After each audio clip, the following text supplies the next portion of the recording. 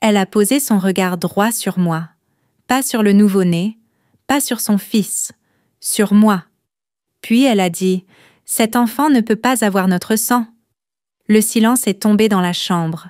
On n'entendait que le bourdonnement de la perfusion et les pleurs lointains d'un nourrisson dans une autre salle. J'ai serré Clara plus fort contre moi.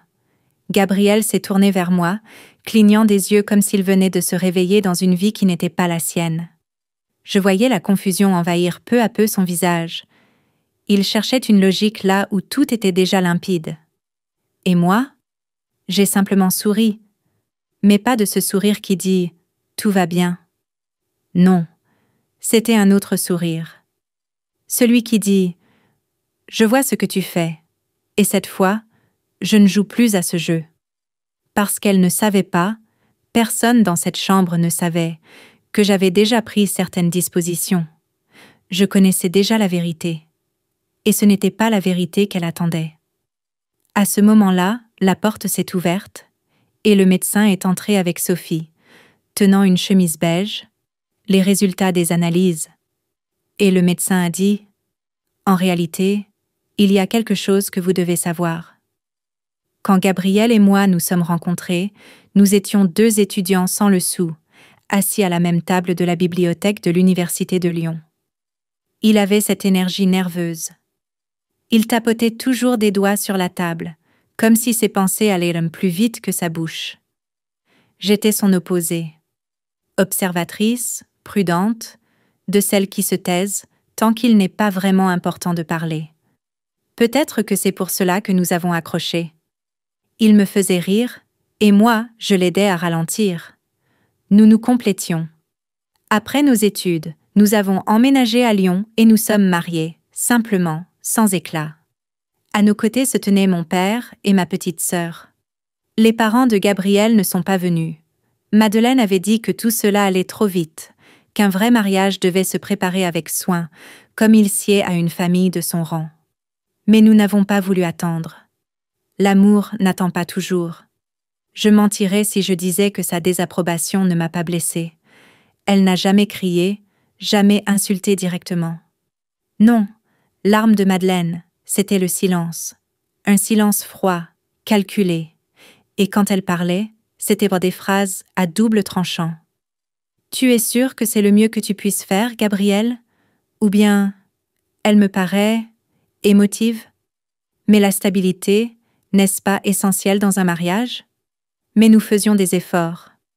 Chaque fête, chaque anniversaire, nous l'invitions. Parfois elle venait, parfois non. Gabriel disait toujours « Elle finira par s'adoucir ». J'avais envie d'y croire. Quand nous avons commencé à essayer d'avoir un enfant, c'était comme si une nouvelle vie s'ouvrait devant nous. Nous étions pleins d'espoir, presque naïfs. Puis, il y a eu la première fausse couche. Puis la deuxième. Les médecins ont dit que je souffrais d'endométriose et qu'il serait difficile de tomber enceinte. Chaque mois devenait une épreuve. Chaque test négatif me paraissait un échec personnel. Comme si mon corps me trahissait encore et encore. La compassion de Madeleine était limitée. « Peut-être que ce n'est tout simplement pas votre destin », dit-elle un jour à Gabriel. À moi, non. Jamais elle ne me l'a dit en face. Mon père, Henri, essayait d'être présent. C'est un homme calme, fiable. Ancien facteur qui nous a élevés seuls, ma sœur et moi, après la mort de maman. Il ne parle pas beaucoup, mais quand il parle, cela compte. Il m'appelait tous les dimanches pour prendre de mes nouvelles.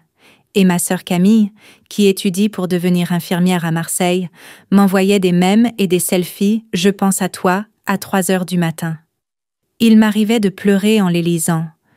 Et puis, quand nous commencions à envisager l'adoption, c'est arrivé. J'étais enceinte. Au début, je n'ai même pas fait de test. Je ne voulais pas subir encore une déception. Mais j'ai fini par le faire. Il était positif. Je l'ai montré à Gabriel pendant que nous nous brossions les dents. Il a regardé le test, puis moi, et a laissé tomber sa brosse à dents dans le lavabo. Nous avons ri et pleuré, la bouche pleine de dentifrice. La grossesse a été difficile, Nausées terribles, névralgie, angoisse constante.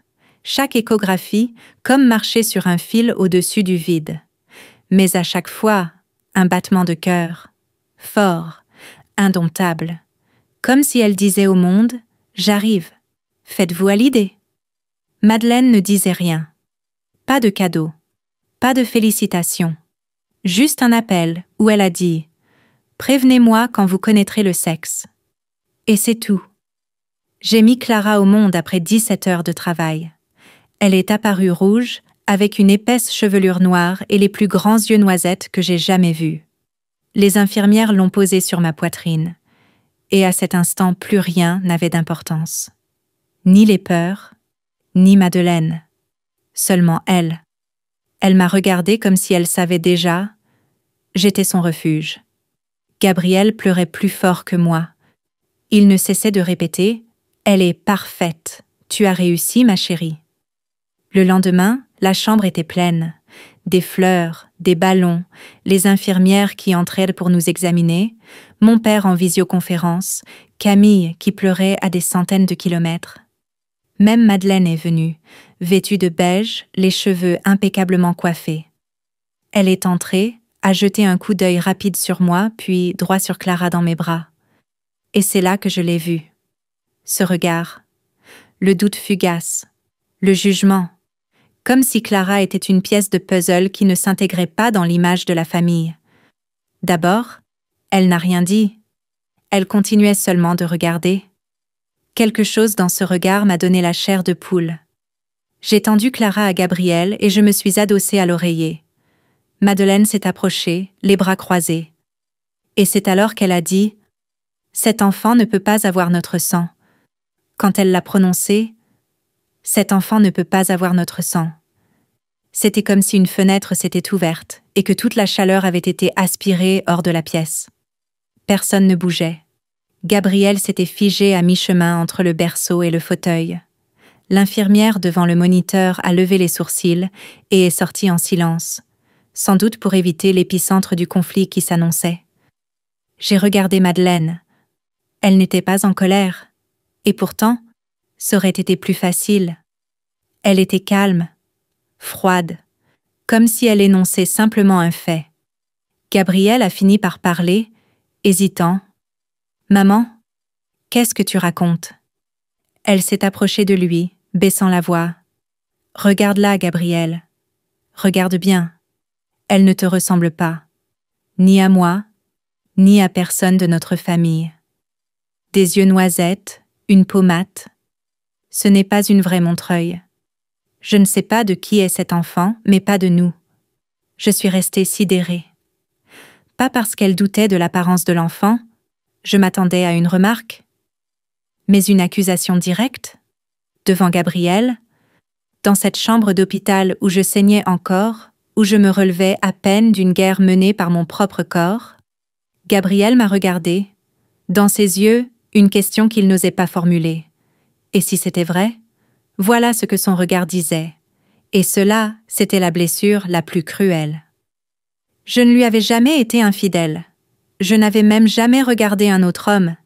J'aimais Gabriel de tout ce que j'étais, même quand sa mère me faisait sentir qu'il y avait quelque chose qui clochait chez moi. Même quand, au repas, elle m'ignorait comme si je n'existais pas. J'avais donné mon cœur à cette famille, et voilà qu'elle le réduisait en morceaux. J'ai toussé. Ma voix a sonné ferme, plus dure que je ne l'aurais cru. « Tu ne la prends pas au sérieux ?» « Si ?» Gabriel n'a pas répondu. Madeleine a croisé les bras et s'est tournée de nouveau vers moi. « Je veux seulement protéger mon fils, et cette famille. Si tu n'as rien à cacher, tu ne devrais pas t'opposer à un test de paternité. » Ce n'était pas une question, c'était un défi. J'ai baissé les yeux sur Clara. Elle dormait déjà, ses petits doigts serrés dans la couverture de l'hôpital, sans se douter de la tempête qui se préparait. Et c'est là que quelque chose a changé en moi. Pas de la colère. Je n'allais pas crier. Pas de la peur. Je n'avais aucune raison de me cacher. C'était de la clarté. Une résolution froide, limpide. J'ai soutenu le regard de Madeleine et j'ai dit « D'accord, faites le test, Mais quand les résultats arriveront et qu'il s'avérera que vous vous êtes trompé, j'espère que vous comprendrez que vous avez remis en question la place de votre petite fille dans cette famille, le jour même de sa naissance. » Gabriel a fait un pas en avant, comme s'il voulait dire quelque chose, mais n'a réussi qu'à murmurer « Aurélie, s'il te plaît, ne nous disputons pas, d'accord ?» Madeleine m'a répondu d'un sourire crispé, satisfait « Parfait, je vais m'en occuper. » Elle s'est retournée et est sortie de la chambre comme si de rien n'était. Dès que la porte s'est refermée derrière elle, tout s'est remis en mouvement. L'air est revenu. Les moniteurs se sont remis à biper. Gabriel s'est assis à côté de moi, en silence. Il a regardé Clara, puis moi. « Tu sais bien qu'elle a tort ?» ai-je fini par dire. Il a hoché la tête. « Je le sais. » « Vraiment ?» Il n'a pas répondu tout de suite. Et ce silence a parlé plus fort que n'importe quel mot. Je me suis détournée, non pas parce que je ne l'aimais plus, mais parce qu'à cet instant je devais protéger, non pas moi, mais quelque chose de plus précieux, la vérité de ma fille, ma vérité. Je ne pouvais pas me permettre de flancher. Pas maintenant. Le lendemain matin, une assistante sociale est venue nous voir et a proposé de contacter un laboratoire indépendant qui faisait des tests le jour même. Gabriel a accepté. Moi aussi. Madeleine insistait pour être présente quand les résultats seraient annoncés. Évidemment. Cette nuit-là, j'ai serré Clara contre moi et je lui ai chuchoté à l'oreille. Ils peuvent douter autant qu'ils veulent. Mais moi, je te connais. Chaque battement de cœur que j'ai porté, chaque coup de pied, chaque caprice de grossesse, tu es à moi, et personne ne me fera douter de cela. Le lendemain matin, j'étais prête à ne plus me taire. Je n'avais presque pas dormi de la nuit. Clara s'endormait puis se réveillait, et chaque fois que je fermais les yeux, j'entendais la voix de Madeleine. Cet enfant ne peut pas avoir notre sang. Encore et encore, comme une fissure dans un mur qui ne cesse de s'agrandir. J'observais Gabriel dormir dans le fauteuil du coin, recroquevillé dans le siège le plus inconfortable du monde. La capuche tirée sur le visage. Il avait l'air épuisé, non seulement par l'accouchement, mais par le fait d'être coincé entre la femme qu'il avait épousée et la mère qu'il avait élevée. À l'aube, j'ai appuyé sur le bouton d'appel de l'infirmière et demandé quand nous serions autorisés à sortir. Je voulais rentrer chez moi. J'avais besoin de ma propre couette, de mon air. Il fallait que je sorte du froid de cette chambre et que je reconstruise la chaleur que nous y avions perdue. Mais avant notre départ, j'ai moi-même appelé le laboratoire recommandé par l'hôpital. Je n'ai pas attendu que Gabriel propose. Je n'ai pas attendu d'autorisation. Je l'ai simplement fait. J'ai pris rendez-vous. Pour nous trois. Gabriel, Clara et moi. Quand j'en ai informé Gabriel, il a hésité. « Tu es sûr qu'on a besoin de ça ? Tu connais la vérité ? » « Je connais la vérité. »« C'est juste ma mère qui en fait tout un drame, » ajouta-t-il. Je l'ai fixée droit dans les yeux, alors qu'elle se noie dans ses doutes. Qu'elle entende la vérité, telle qu'elle, de la bouche d'un médecin en blouse blanche, à qui peu importe les noms de famille et la couleur de peau. Il a hoché la tête. « D'accord, on le fera. » Nous sommes partis. Le laboratoire était calme, stérile, perdu dans un immeuble de bureaux anonyme au centre-ville. Nous étions assis dans un petit espace d'attente sous des néons vacillants. Clara dormait dans le cosy entre nous. Je ne pouvais pas détacher mes yeux d'elle. Elle était si paisible, si loin de tout ce qui se jouait. La technicienne est arrivée, jeune, pas plus âgée que Camille, et a expliqué comment tout allait se dérouler. Des prélèvements buccaux pour nous trois, simples, indolores, rapides. D'abord Gabriel, puis moi, puis Clara. Madeleine n'était pas venue, mais nous avons décidé de la vérifier, elle aussi. Le laboratoire avait accès à ses anciens examens médicaux et nous avons accepté qu'ils servent de référence pour la comparaison. Elle voulait un spectacle. Comme dans une mauvaise émission de tribunal où elle pourrait pointer du doigt et dire « Je le savais ». Mais ce qui arriva à la fin, elle ne l'avait pas prévu. Aucun de nous ne l'avait prévu. Nous sommes rentrés à la maison. J'ai nourri Clara. Je l'ai changée. Je l'ai posée sur ma poitrine et je suis restée allongée tandis que la lumière du soleil glissait lentement le long des murs de la chambre. Je sentais son cœur battre au même rythme que le mien. Régulier. Sûr. Je n'avais pas peur. J'étais fatiguée. Pas de la maternité. Pas d'avoir à prouver quoi que ce soit. Fatiguée que de telles choses soient entrées dans ma vie, tout simplement. 2 jours plus tard, on nous a appelés du laboratoire. Les résultats étaient en prêt. Gabriel a décroché. Puis il m'a tendu le téléphone. Ses mains tremblaient. À l'autre bout du fil, une femme a dit que nous devions venir en personne. Il y a des informations importantes à discuter de vive voix. Des informations importantes? Quelque chose s'est serré en moi. Mais j'ai acquiescé. D'accord, nous viendrons. Cette fois, Madeleine est venue. Elle est arrivée avec 15 minutes d'avance, en lunettes de soleil, à l'intérieur, comme si ce n'était pas un laboratoire, mais un tapis rouge, et qu'elle s'apprêtait à révéler le secret de la décennie. Je ne lui ai pas adressé un mot. Gabriel, par réflexe, l'a serré d'un bras, et nous sommes entrés. Nous a reçu ici la même technicienne, mais cette fois, elle était accompagnée d'une conseillère en génétique. Un frisson m'a parcouru l'échine. Quand on fait venir des spécialistes, c'est que l'affaire est sérieuse. Nous nous sommes assis dans une minuscule salle de réunion, tous les 4. La technicienne a ouvert une chemise. Je suivais ses mains, assurée, précise, lorsqu'elle tournait les pages. Elle nous a regardés. Les résultats sont prêts. Et oui, Clara est la fille biologique de Gabriel. Aucun doute. J'ai expiré. Gabriel a cligné des yeux et a regardé sa mère. Le visage de Madeleine n'a pas bronché. Ni excuse, ni surprise. Pas la moindre émotion. Puis la conseillère s'est éclaircie la gorge et a ajouté « Cependant, en analysant les données génétiques de Gabriel, nous avons découvert un élément inattendu, et il est important que vous en soyez tous informés. » La pièce est redevenue silencieuse. D'après les résultats, Gabriel n'a aucun lien biologique avec la femme qu'il considère comme sa mère. Cette fois, même Madeleine a sursauté. Les mots ont traversé la pièce comme un ouragan, balayant tout sur leur passage. Gabriel n'a aucun lien biologique avec la femme qu'il considère comme sa mère. Silence. Madeleine a cligné des yeux.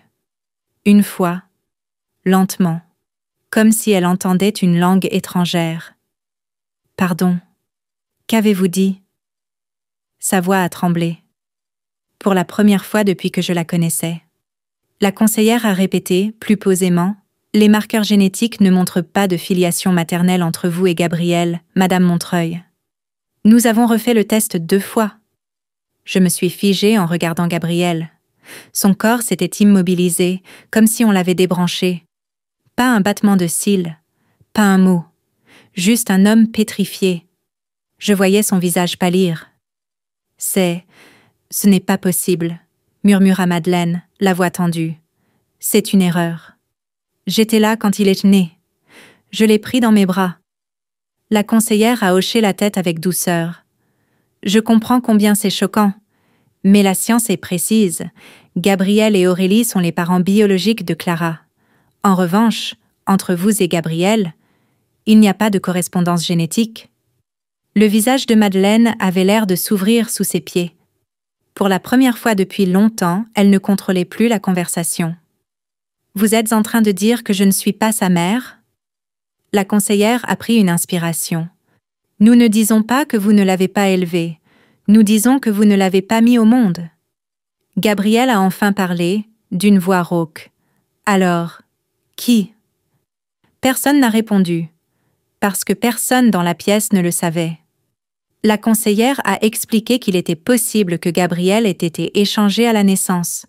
Cela arrive, rarement, mais cela arrive. Peut-être une erreur administrative, peut-être autre chose. Il ne pouvait pas dire exactement ce qui s'était passé. Il ne savait que ce que disaient-en les résultats. J'ai regardé Madeleine, et, pour la première fois, je n'y ai pas vu de superbe. J'y ai vu de la stupeur, de la douleur, peut-être même de la peur.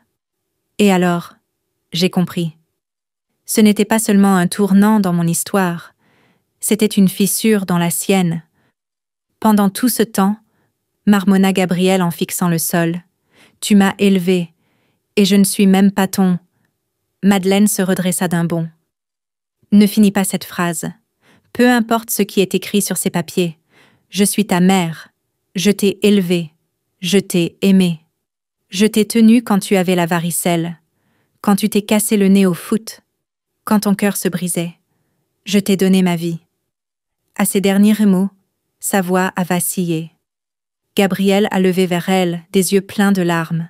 « Alors pourquoi as-tu essayé de détruire la mienne ?» Madeleine s'est tue. Alors j'ai parlé. Clara est la tienne, que tu le veuilles ou non.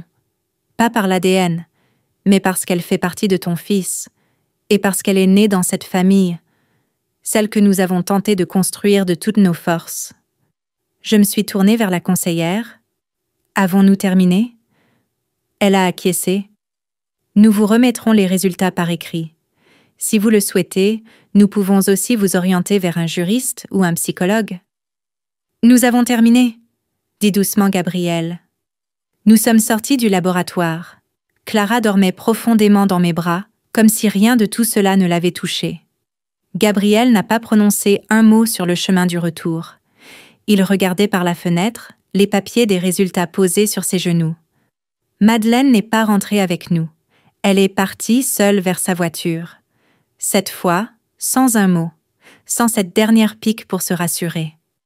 Elle a seulement regardé Gabriel et a chuchoté « Je ne savais pas ». Et pour la première fois depuis des années, je l'ai cru.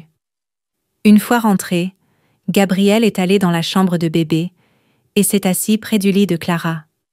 Je le regardais passer doucement un doigt sur sa minuscule main et border la couverture avec soin.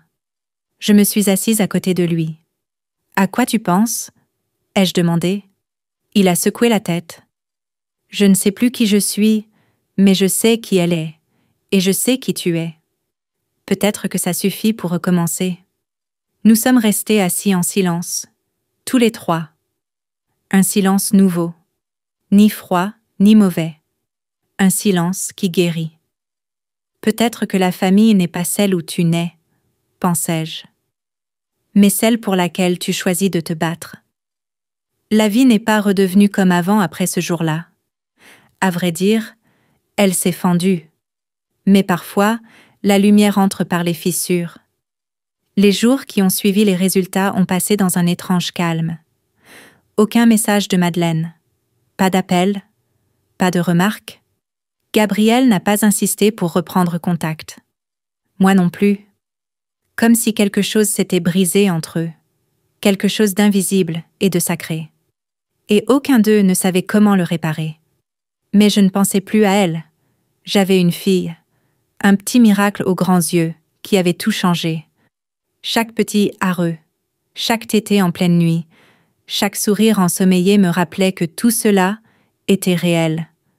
Pas les tests, pas les accusations, pas le sang, seulement elle. Je me souviens d'un soir où j'étais assise dans la chambre de bébé, Clara dans les bras, tandis qu'une enceinte diffusait un bruit blanc, le ressac de la mère. Gabriel se tenait dans l'embrasure de la porte, 2 tasses de thé à la main. « Quand elle dort, elle te ressemble ?» dit-il doucement. Je lui ai souri. « Vraiment ?» Il a hoché la tête, s'est approché et s'est assis près de moi. Le même pli sur le front, le même menton têtu. Il s'est tu, baissant les yeux. « Je ne sais pas qui est ma mère biologique, et je ne suis pas sûre de vouloir le savoir, mais je sais une chose. Jamais tu ne m'as fait sentir que j'étais étranger pour toi. Jamais. » Cela comptait plus qu'il ne s'en doutait. Nous parlions à peine de Madeleine après cela. Un jour, elle a tout de même donné signe de vie. Une lettre est arrivée de sa part. 3 paragraphes. Moitié excuse, moitié explication. Elle écrivait qu'elle regrettait d'avoir mis en doute la place de Clara dans la famille, mais que le test l'avait bouleversée et qu'il lui fallait du temps pour comprendre. J'ai lu, mais je n'ai pas répondu. Parce que moi aussi, je comprenais. Pas seulement ce qui s'était passé, mais tout ce qui avait précédé. Des années à vouloir entrer dans une famille où l'amour se mesurait à la ressemblance. Des années à me rapetisser pour être acceptée. Et l'instant où, pour la première fois, je n'ai plus gardé le silence, où je me suis levée pour ma fille, pour moi, la vérité est sortie au grand jour. Étrange, comme cela fonctionne. Quelques semaines plus tard, j'ai commencé une thérapie. Pas parce que tout s'écroulait, mais parce que je voulais comprendre pourquoi j'avais si longtemps vécu pour l'approbation des autres. C'était difficile, mais cela m'a aidée. J'ai compris. Madeleine n'est pas la racine de ma douleur. Elle en est le reflet. Et je n'avais plus besoin de ce miroir. Notre relation avec Gabriel est devenue plus solide. Pas d'un coup. Il y a eu des conversations nocturnes de 2 heures. Des dîners pleins de silence. Et des moments où le poids de tout cela a failli nous écraser. Mais nous nous sommes choisis à nouveau. Encore et encore. Jour après jour. Voilà ce qu'est l'amour. Pas seulement des papillons dans le ventre, mais la reconstruction après la tempête. Mon père est venu voir Clara quand elle a eu 3 mois. Il l'a tenue dans ses grandes mains calleuses, comme si c'était la chose la plus fragile du monde. « Elle a tes yeux, petite, » dit-il, « et ton feu. » Et Camille nous a envoyé un album fait main, avec des photos, des notes, des mots de soutien. Sur la couverture, elle a écrit « La famille, ce n'est pas le sang, c'est ce pourquoi tu te bats. » Je l'ai accrochée au mur de la chambre de bébé. Depuis, Madeleine n'a plus revu Clara. Peut-être qu'un jour elle la verra, ou peut-être pas. Mais je ne me réveille plus la nuit pour ça. Je sais désormais. Tu n'as pas besoin de l'approbation de qui que ce soit pour être heureuse. Tu n'as pas besoin d'autorisation pour aimer, être parent, protéger. Il te faut seulement la vérité, et du cœur, et le courage de tenir bon, même quand le monde s'écroule. Et c'est Clara qui me l'a donné. Depuis l'instant où elle est née, elle est devenue la raison pour laquelle je n'ai plus peur d'être moi-même. À présent, je la regarde. Une petite main agrippe toujours la couverture. Ses yeux noisettes, si vifs, avides du monde, et je ressens une paix que je n'avais jamais connue. C'est ma famille, pas parfaite, pas traditionnelle, mais elle est à nous, et personne ne pourra me l'enlever.